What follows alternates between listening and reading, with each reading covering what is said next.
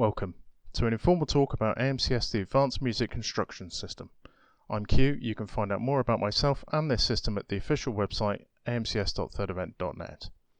In this collection of videos, I'm aiming to put together enough material for an hour-long techno set. This will eventually be recorded live and aired on the Inverted Light Source show I co-host. The set will consist of 12 tracks, progressively getting harder in style. These tracks are split into 4 sections, each roughly 15 minutes long, with an intro or interlude of some sort leading in. I will try to explain how to construct each track from scratch, and will likely edit out any boring bits or excessive waffling. Hopefully this will help gain insight into how AMCS works and how powerful the live performance aspect is. The Yamaha RM1x on camera will be used as a sound module. Only preset upon this are some of the dials are customized for tweaking, and all of the channels are set to maximum. The black box on the shelf is the WW7 workstation built by us. You can find out more about this device on the official website.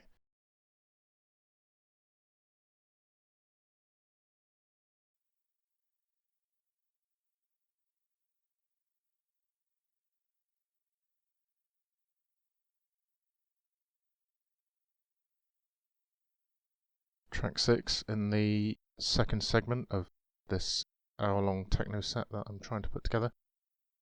Okay, let's load the work we were working on before. There you go, that's loaded. Turn the lock off. Switch shuffle on. As I said in the previous videos, shuffle doesn't load up with the song. You have to enable it.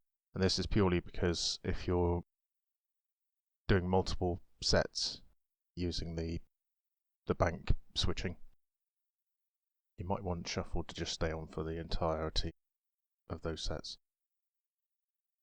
So here we are. Go to the mixer, I'll move the panel, switch on the labels so we know what we're working on, and then bring the bank up to 6 because we're working on track 6. Actually, before we do that, let's go back down. Pull the preset from the intro, which, if you remember from the previous video, I'd silenced all of the tracks up to 128. And now that we're in bank 6, I've just gone up, we'll set all the presets to silent.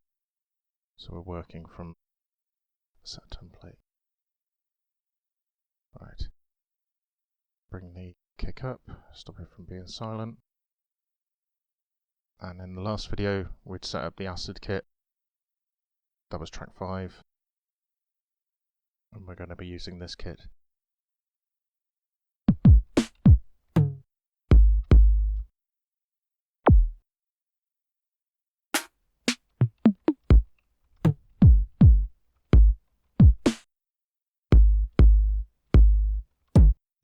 That one. We go with that one.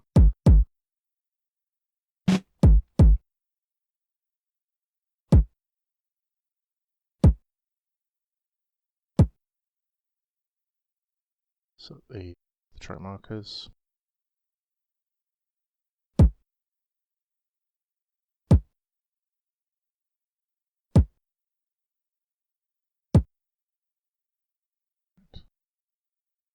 going to do a standard kick roll. And I could have just done the first 8 and then just copied it down. Not doing that. Doing it the more manual way. I always keep doing that. Keep 127. Not that makes a huge amount of difference. Just I'm a stickler for things being exactly how I want them. OCD 063. Again, we're sticking with the usual 4 bars. I've just been doing that lately. And then I'll change it. No. Well, we'll see how this plays.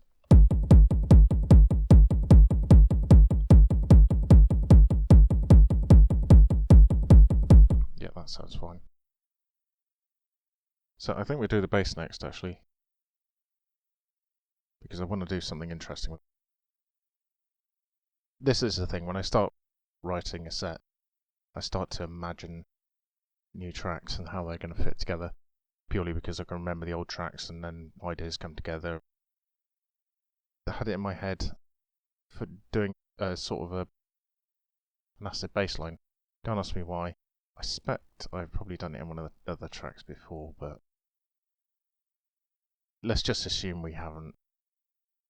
I'll use some different notes, that'll make it different. Oh, there's another thing I should mention. In the last video, I showed you how to use the MIDI functions in AMCS. Now, randomize note, is also in the AMCS functions in the track editor, and that's truly random because obviously when you're using a wave path, this loops eventually. If I zoom this path out, you'll see it's finite how long it is. You can obviously change the length of the wave path. You can literally load in wave files. So if you've got someone, say, singing, you can use that as a wave path. The only thing about that is the wave path is 100 samples per second. So you'd have to degrade the sample to 100 times a second, which is very low, but for purposes of it being a wave path for the effects, it has to be quite a low sample rate, purely because otherwise if it was a high sample rate and you start bombarding MIDI, I mean the hundreds actually is higher than the standard definition of MIDI. The highest definition of MIDI is 96 parts per beat. So AMCS is actually breaching that and doing 100 times per second. So it's a really high def in terms of MIDI, and you can, obviously, if you've got lots of wave paths running at the same time and they're all throwing out different MIDI messages, you can overload the throughput quite easily. So I'd only recommend having, if you were going to merge wave paths, I'd only have a couple of them. Otherwise you will just overload the MIDI and then things start to slow down, because AMCS will then buffer and try and shunt as much as it possibly can through the MIDI, and then the MIDI interface won't be able to keep up, and eventually you just have it all lagging. If you exhaust the buffer, AMCS will eventually start dropping data, purely because it can't do anything else. But that's not for quite a while, because the buffer's quite substantial in terms of MIDI. It's enough to capture the full 32 voices on a DX7 when you do a system exclusive dump, all in one go. So, which is about 4K. AMCS I think is about double that maybe. You can capture quite large substantial MIDI dumps, and vice versa, you can send quite large MIDI dumps. Bearing in mind that MIDI, and this is the thing that MIDI organization are trying to address with MIDI 2, I think. MIDI's got a set rate that it can send data out at, and when you send 4K, there is a small delay whilst it tries to shovel that data down through the MIDI interface. As much as MIDI 2 is a great idea, MIDI 1's, it's been capable since the 80s. Don't get me wrong, for more trying to capture session players, trying to do sort of really clever, intricate ways of playing instruments, and you want to capture the naturalness of those plays, yeah, you need a higher sample rate. There's no doubt about that at all. But then at the same time, you could just argue, well, why are you trying to capture it in MIDI? Why don't you just sample it? You know, why don't you just record the acoustics? Maybe in the scenario where you wanted to analyze that data and then maybe recreate it with a computer somehow, you know, AI, I don't know. Then maybe it's important that way, I don't know. For purposes of this, it's completely irrelevant. MIDI one is fine for AMCS, and it's fine for most things. It's certainly fine for techno and other electronic music. So anyway, we were going to do another instrument. We're going to create a bass line, T06 bass.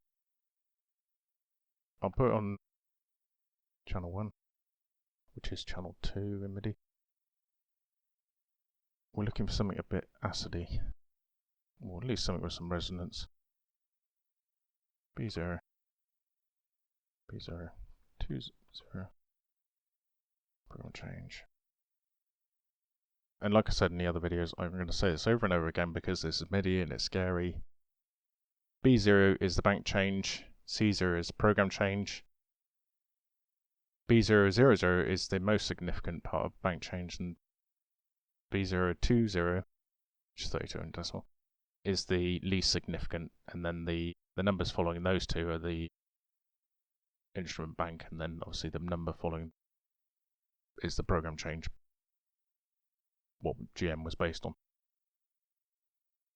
Yeah, basically we need to set up the voice, and like I said, I was going for something acidy. So first of all, 3F there, and then we're in a program change. 0 on the least significant is for basses. I'm looking at the manual now. As you can see, this is a printout of the voice list. I don't really understand Yamaha's naming convention on them. Sounds. Sure, we'll find something. Sub-Osc 1. Now that sounds like an MC202 bass to me.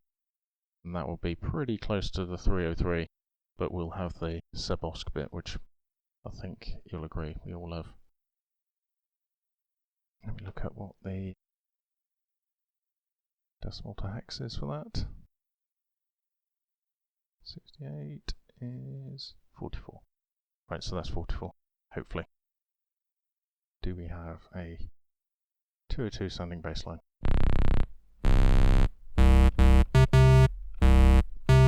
Not very squelchy. Let's leave it like that for the minute. What note are we going to do? We haven't used E.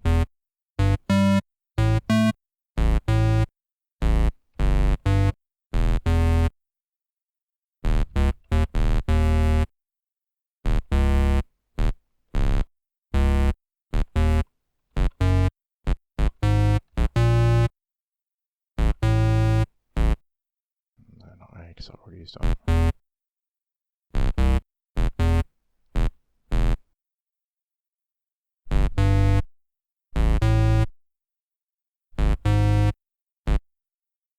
Yeah, G sharp, let's do that one. And then completely clash on notes with the one before on the track.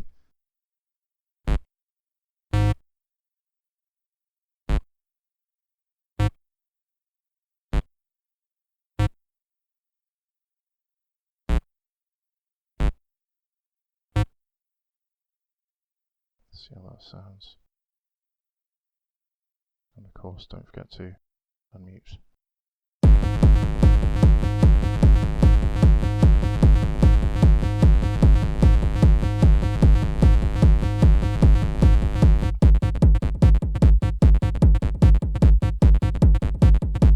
And what I just did there was chop. If you hadn't watched the other videos, chop basically just makes the notes quickly stab. If I deselect, I can chop without select, and it will allow me to do it on the block that I've got selected. So we're chopping late on these ones.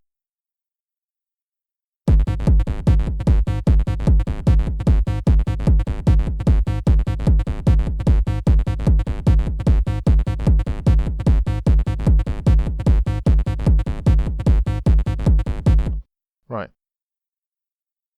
so what I wanted to show you, we're going to add resonance and cutoff. I'm going to set the resonance reasonably high, not too high because it'll screech, but I'm going to set the cutoff. Sorry, I'm trying to get my DJX manual out now. I'm going to set the cutoff so it's following a wave path, and I have noted down, hopefully, in my DJX manual. I'm using the DJX manual because the RM1x and the DJX are related. But in the DJX manual, I actually made a note of what I'm about to do next. If I can remember. Yeah, so B0 is not just bank change, it's a control change generally. So what we're going to do is we're going to set the resonance reasonably high, but not too high.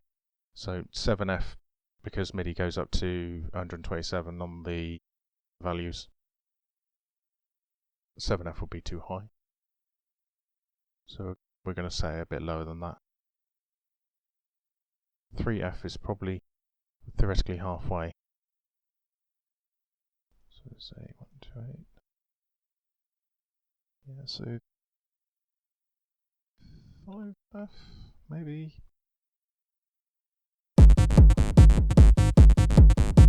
So you should notice that's a bit brighter now. Can you hear that? So I'm changing the resonance there. So yeah, in MIDI, 47 or 71 in decimal, depending on how you look at it, on the control change, is the resonance. In MIDI that would be expression. This is where it gets confusing.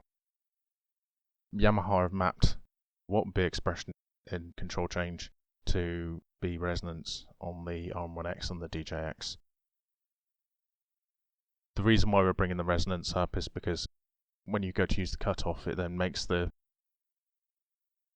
what they call the Q, which is not me. It's the filter overload in a way. It makes it squelch much more. Anybody who's used a 303 would know exactly what I'm on about, or anything with a cutoff and resonance. It basically just makes it scream if you bring it right up. Now we're going to do MIDI effect. This is where I'm explaining how it gets confusing. Right, so what I've done on AMCS, you've got the actual official names of these control change values. SC1 is the sound controller, and you've got several sound controllers. I think it's 4. Oh no, you've got 5, and then it goes into general purpose controllers. Now they're all mapped. If you go to the MIDI.org website, they've got a PDF on there which explains how the MIDI control changes are all mapped out. And if you look on there, you'll have sound controller 1 to 5. So in this case, we're looking to get to 74 in decimal 4A, and we are on channel 1 we were working with, which was the baseline. They've got to have the same channel. And what we want to do is we want to say, when I trigger that bass, I want to trigger the effect at the same time. So if you look, there's a thing called link up here. Now if I go 1 up, it goes straight to 14, which is where the effect is on. See, instrument 13 we're on with the bass. Instrument 14 is the effect that we're using. Now the effect is going to follow a wave path, like you saw with the noise in the previous video. Basically the cutoff now should follow that sine wave when it's triggered, and we should see it work. So there you can see the effect coming in and going out.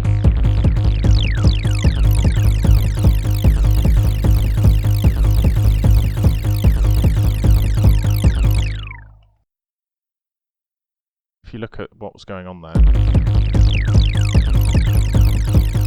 as the bass is being switched on and back off, it's stepping through the waveform.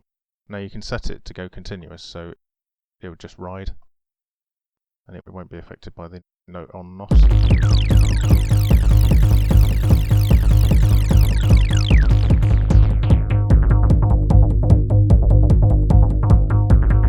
Slow it down.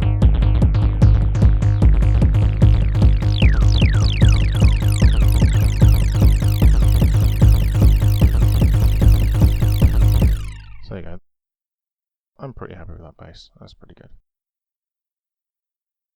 Do the hats next? I think so. 26.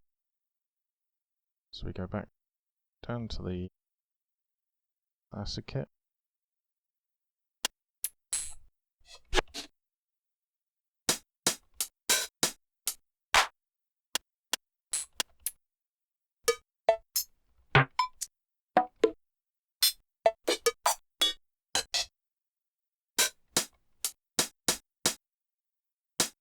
We've already used that one, haven't we?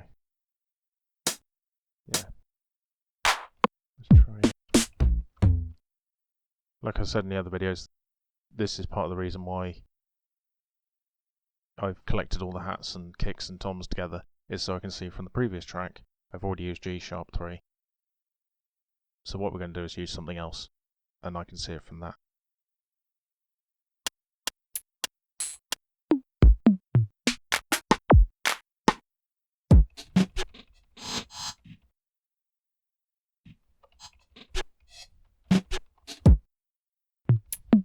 True tracker fashion. Go through the sounds.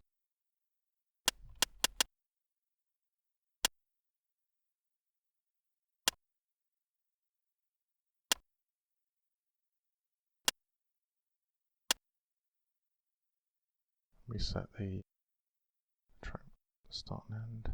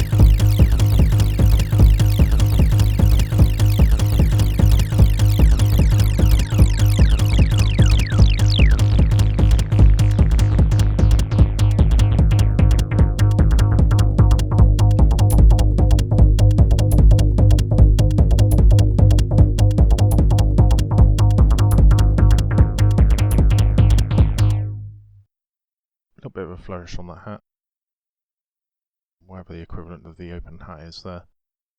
We're going to give it some probability.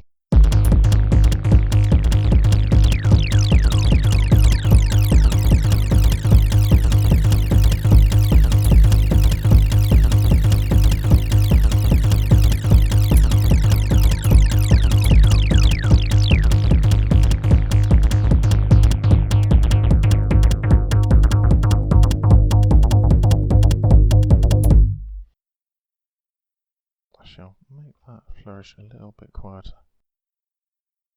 And then one. There you go. Right, let's go back down to the toms. Toms. We're going to use not what we used before. Which was that, wasn't it? No? That was that, wasn't it?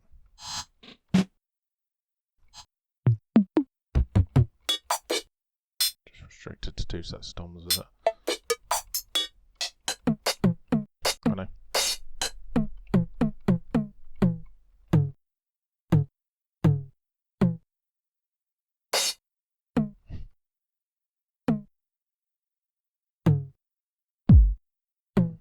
That one maybe.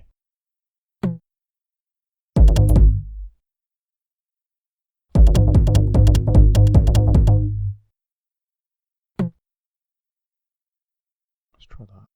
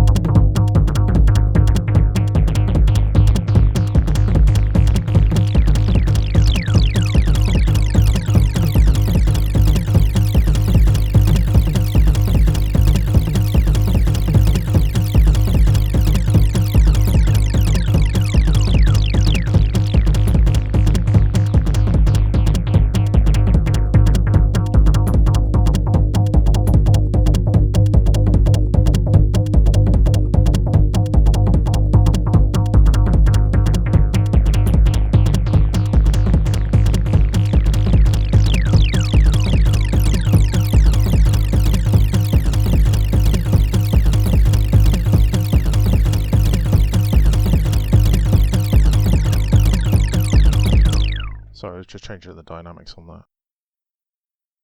So, yeah, that's the toms. We've done the kick, the toms, the hats. There's the ride and the snare we need to do. The snare is on the 30s.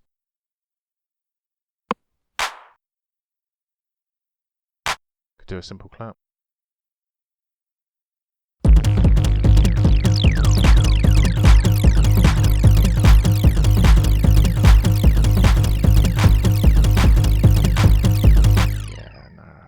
Claps, they have their place. I just find sometimes there's a bit much.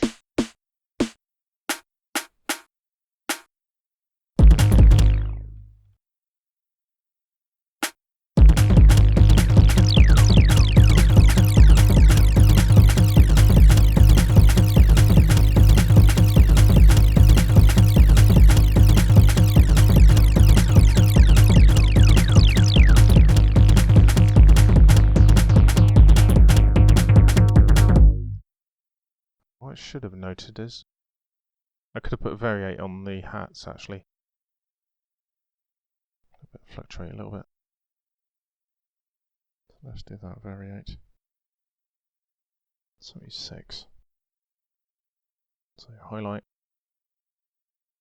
Change the function to 76, and that changes all of them I've got selected. Not forgetting that on the block, the Q sections, it's all in decimal on these numbers. I know it's a bit confusing, some are in hex, some are in decimals, but it makes it a bit simpler if you're working with notes. Hex is a 16 base number, the notes are octaves 12 base, so just kind of deconfuses that a little bit.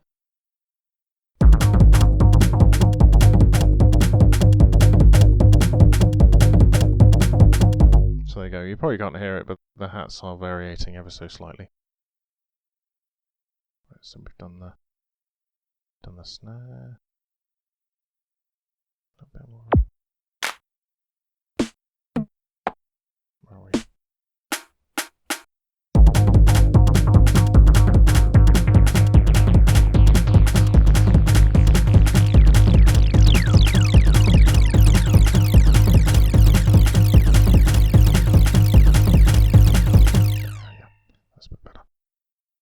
That was just something very small I added. Did we do the toms? Yeah, we did the toms. So rides. which we're on the rides now. So that's inoffensive. So the other rides were that one. Yeah, I think I prefer that one. Again, we can make the rides variate as well. A sharp. Set those all up to 76, so they variate.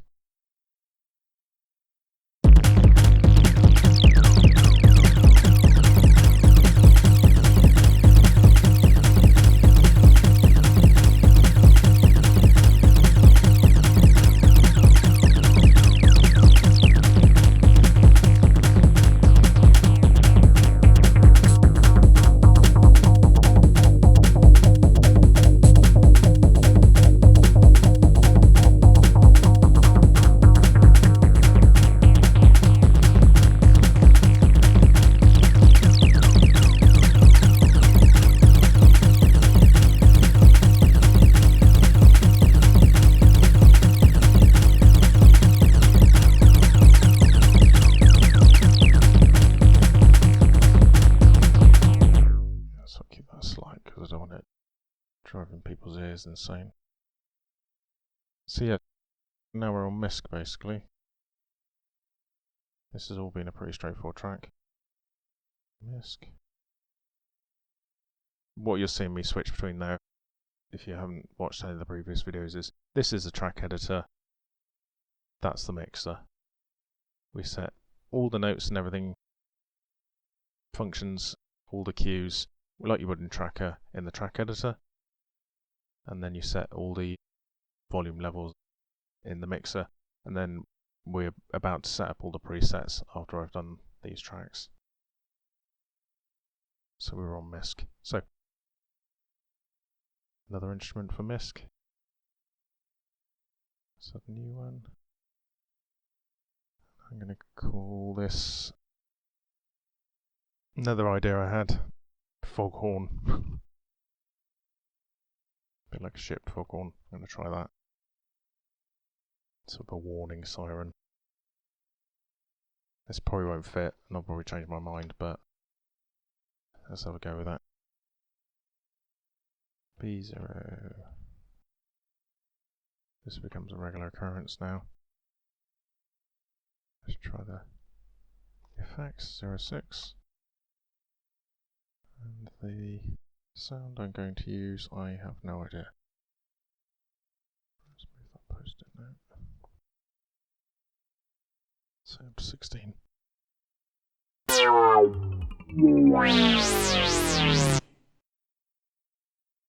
What key were we in? It was G sharp, wasn't it? Let's make it 7F. So a loop. That's essentially half of the 4 steps that you can go on AMCS. It's quite a long time. And then we're going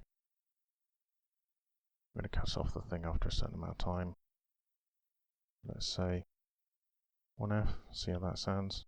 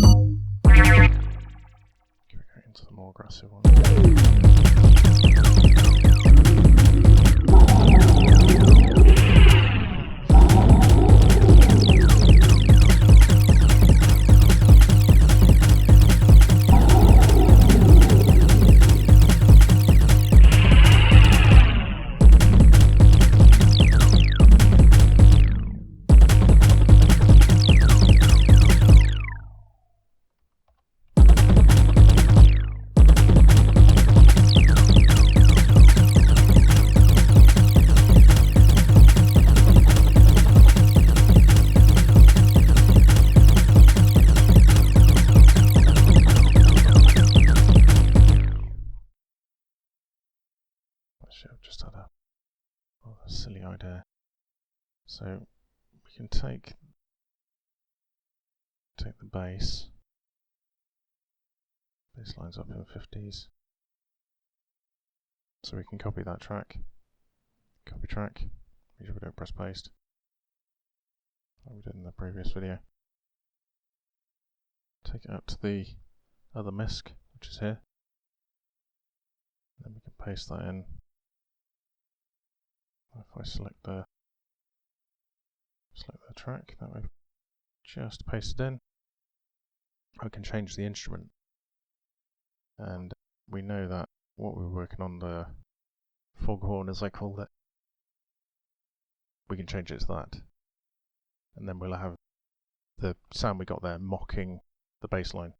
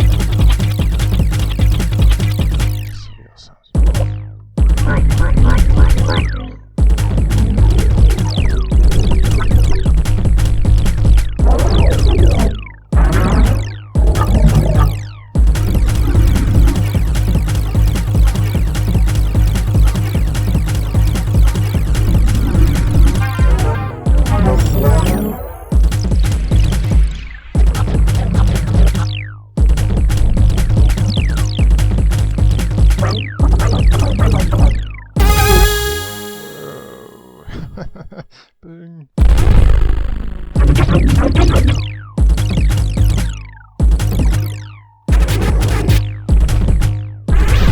Yeah, I could just go on all day. There's some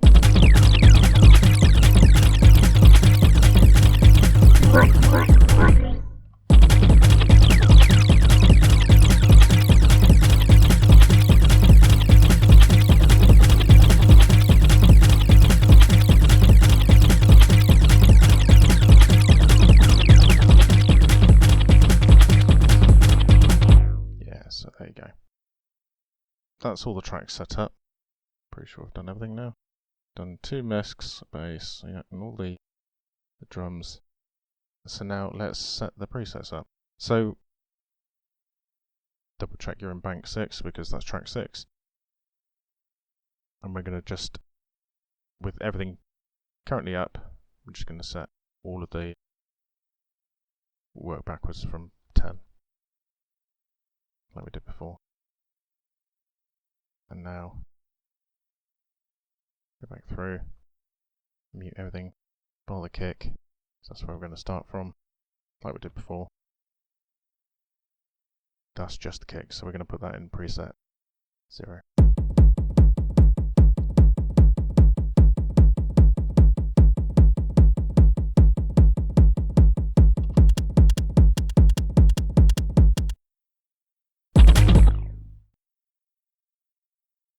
Let's just do the hat.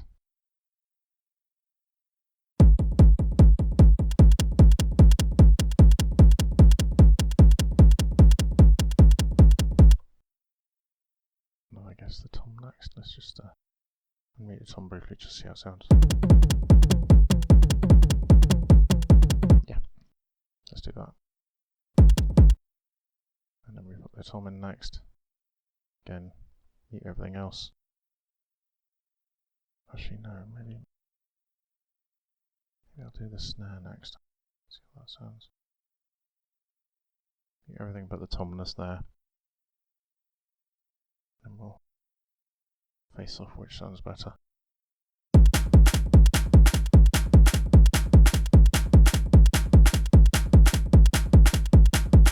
Yeah, so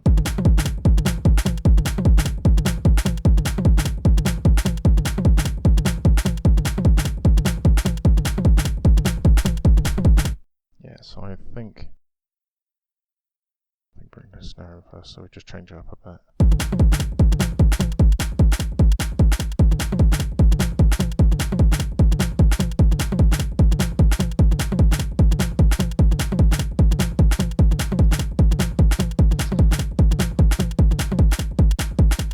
Actually, no, you know what I'm going to do?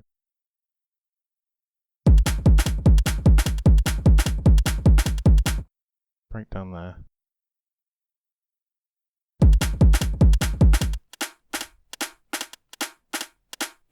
And then I'm going to bring in the bass and the tom at the same time.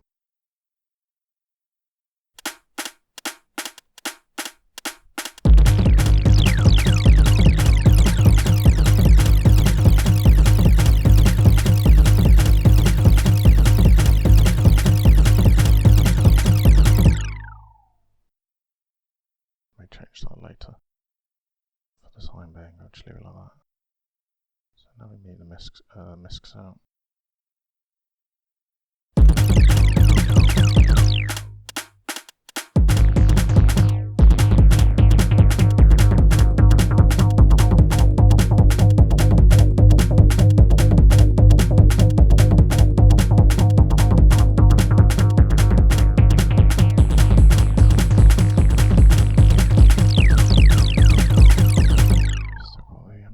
Going on there, haven't we? So about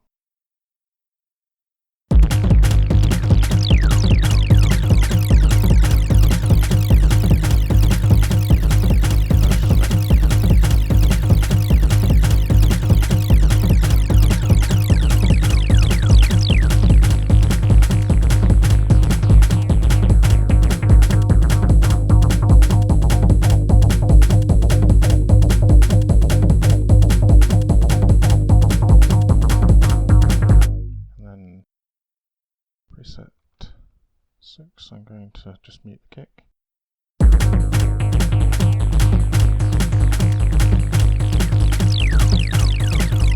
Preset 7, I'm going to do misc without the one mocking the bass. So that one was mocking the bass, wasn't it? And then 8 can be with the mocking bass. No, I don't know whether the baseline changes if I...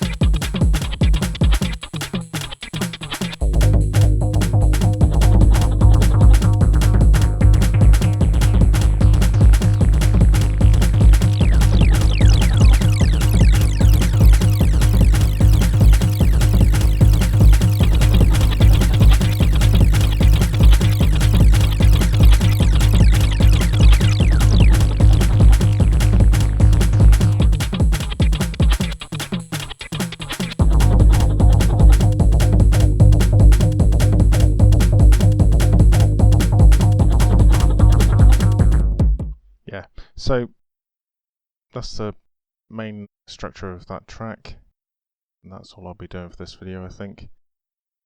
That's track 6 done, and I'm going to save it, because that's what we need to do. I'm going to save it in the alternate. Like I said, we're seesawing between two files at the moment, just so if anything goes wrong I've got the other one to roll back to.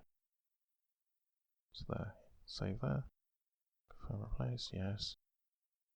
That's it, saved.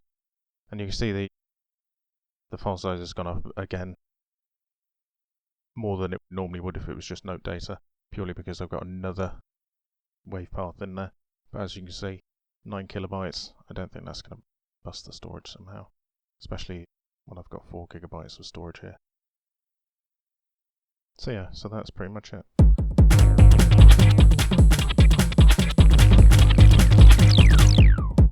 So there you go. And that's it for this video. Thank you for watching.